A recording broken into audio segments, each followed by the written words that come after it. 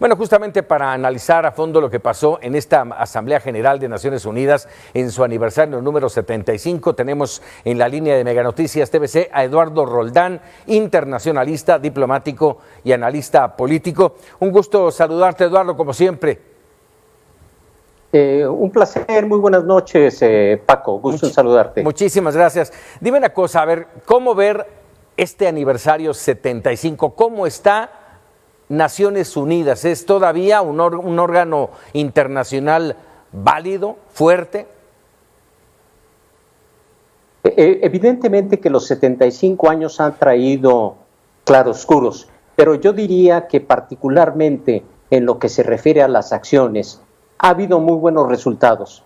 Pero las Naciones Unidas de hace 75 años eran 70 países, hoy son 194. Por tanto, ya no representa la realidad. Requiere profundas transformaciones en la Asamblea General, en el Consejo de Seguridad, porque los que antes eran las antiguas potencias, hoy ya no lo son. Francia e Inglaterra son países comunes, pero hay otros países como, por ejemplo, Brasil y la India o Alemania, que representan un poder económico a nivel mundial, no están legítimamente representados. Esos 5 países del Consejo de Seguridad que son miembros permanentes, ya no representan la realidad de hoy. Sí, Rusia, China, Estados Unidos, pero Europa está sobrerepresentada y ya no es el motor de la economía mundial. De modo que a nivel de la Organización Mundial de la Salud, de la Organización Mundial de Comercio, se requieren también profundas transformaciones. Vimos que el sistema multilateral en esta pandemia no dio los resultados ni las acciones concretas. Se dedicó a admonizar, a dar consejos, pero se requieren con dientes. Hay que darle dientes a esos organismos subsidiarios de Naciones Unidas para que instrumenten acciones concretas obligatorias para todas las naciones y no solamente recomendaciones. A estos 75 años, Eduardo, evidentemente, y después de lo que acabas de decir, se presentan importantes desafíos para la organización. ¿Cuáles podrían ser algunos de ellos? Mira, yo creo que en primer lugar, la pandemia. Vamos a tener muchas pandemias por lo siguiente, porque no se ha atendido el problema del medio ambiente y la cuestión fundamental es de que el cambio climático está afectando el Ártico y el Antártico. Si no tenemos en cuenta que Groenlandia puede derretirse en unos años más, el agua se está derritiendo ya, pero el agua en unos años más va a aumentar 7 metros el nivel del mar. La Antártica estaría aumentando por el 2100 más o menos 60 metros sobre el nivel del mar. ¿Qué significa, Paco? Que Nueva York podría desaparecer, el grueso de la ciudad, porque no hemos atendido. Pero el fenómeno más relevante es el fenómeno que se denomina el permafrost. ¿Qué significa esto? Que con el descongelamiento de las antípodas de nuestro globo terráqueo, se está derritiendo y van a aparecer cadáveres de hace millones y millones de años y van a traer bacterias que no, o virus que no eran conocidos por el ser humano en nuestra época contemporánea. Y esto puede producir pandemias. Es producto de que también hay países irresponsables como Estados Unidos que se están saliendo de sus obligaciones, como fue el Pacto de París de 2015. Y al violar, al salirse, no cumple con las reglas. Hoy Trump precisamente decía, como estamos viendo en esta imagen en Naciones Unidas, le estaba echando la culpa a China. No, es China y Estados Unidos los países que más, conjunto con la India, que más contaminan en el mundo. De modo que hay corresponsabilidad, y yo creo que las nuevas reglas de la Organización Mundial del Comercio, organización a la que Estados Unidos ha estado golpeando, se requieren nuevas reglas. Y te quiero comentar, Paco, lo siguiente. Estas profundas reglas hay que modificarlas, hay que darle dientes a la Asamblea General para que no nomás sean recomendaciones, porque las obligaciones de todos los países es cuando el Consejo de Seguridad en su conjunto determina en conjunto, sin veto alguno de las 5 potencias, y ahí se convierten en obligaciones para todos los países. Entonces, ¿qué se requiere? Modificar la estructura de todos estos organismos. No es posible que más del 60% del presupuesto se vaya a pagar a los burócratas en gastos corrientes. Hay que cambiar esa ecuación a que se vaya a gastos de inversión para que las acciones, los dineros lleguen a las naciones y se busque transformaciones. Se requiere pues una reestructuración global. Te puedo decir también que el otro tema puede ser el migratorio. Son de los temas candentes. Hay que incrementar los apoyos para dar oportunidades a estas sociedades de migrantes a nivel mundial que migran por cuestión de deseo de superación, no por nomás cuestión personal. De modo que también a nivel digital, estamos en el mundo digital. Hoy por hoy, en el mundo de la pandemia, quien ha ganado más son los dueños del mundo digital.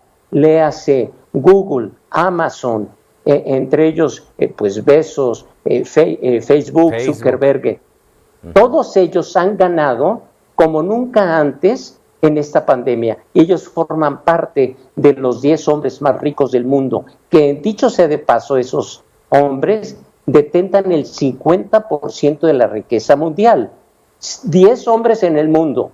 Quiere decir que el mundo se está polarizando entre los que tienen y los que no tienen. Y esto atenta contra la paz y la seguridad, que son principios esenciales de lo que se firmó hace 75 años en San Francisco. El objetivo esencial de Naciones Unidas, Paco, fue crear paz y seguridad en el mundo. Y sí,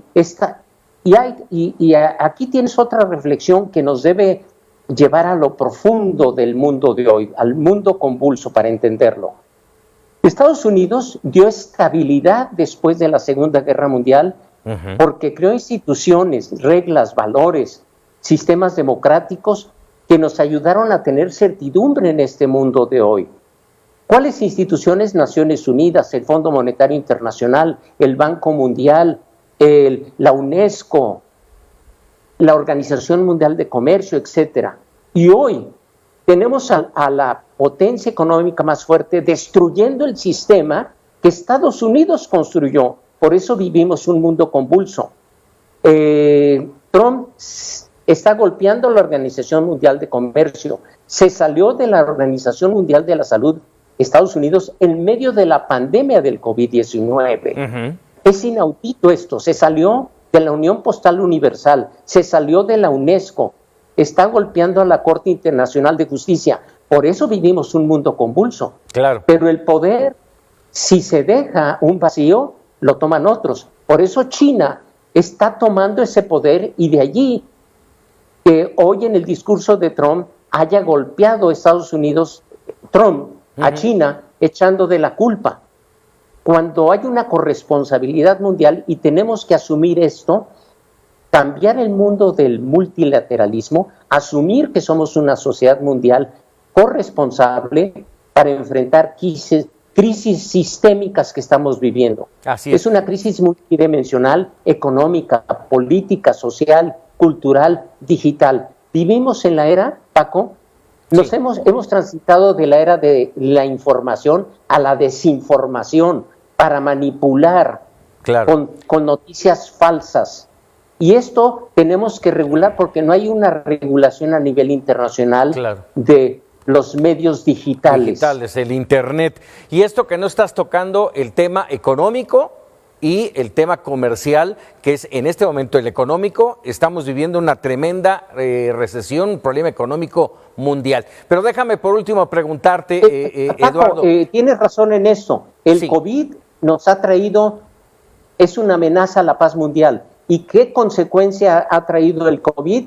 Que la economía mundial va a decrecer 4.5 al final de este año y se va a ir recuperando hasta el 2021-2022. Claro que tienes razón en lo que afirmas. Nos ha golpeado a todos. La economía mexicana va a decrecer entre 10 y la economía norteamericana en 5.5%. La única economía a nivel mundial que va a crecer a final de ese año va a ser la China con 1.5%. Increíble, ¿verdad? Increíble, por supuesto. Porque los líderes tomaron, los verdaderos estadistas a nivel mundial, que carecemos de ellos a nivel mundial, crearon una realidad alternativa y no enfrentaron los problemas, y por eso están dándose los rebrotes en España, en Francia, en Inglaterra.